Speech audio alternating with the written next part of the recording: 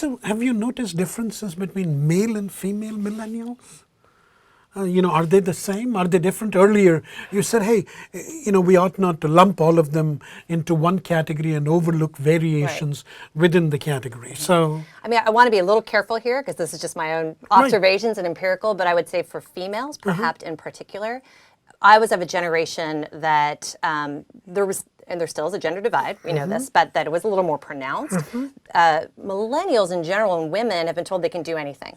And so as I have a darling niece-in-law, and she's 27, and she said, I don't walk into the room thinking that I need to thank the women that were before me because it has always been the case that I have this access. So perhaps there's something in there that they've always been told they can do anything, and so they've not been hamstrung by another scenario. Yeah, this is very interesting. So the message they get is you can do what you want, or whatever you would like to do with purpose.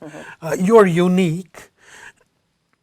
I'm sort of wondering, how do you, when people are so unique and when people have these beliefs saying you can do anything, how do you actually fit them into an organization?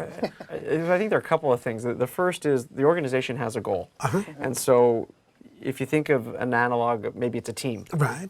Are people playing for the name on the front of the jersey or the name on the back of the jersey? And the question is, do people want to join a team? And people have different roles on teams, and therefore that's how you can express yourself. But you're trying to achieve success in whatever it is you're trying to do, a large corporation, a startup, a nonprofit. And so trying to give people the chance and the ability to show that they can be themselves, but do they want to be part of a collective whole? And the other thing is everyone's on their own journey, and understanding everyone's dealing with their own issues, their own personal issues. We are, the three of us are sitting here right now talking.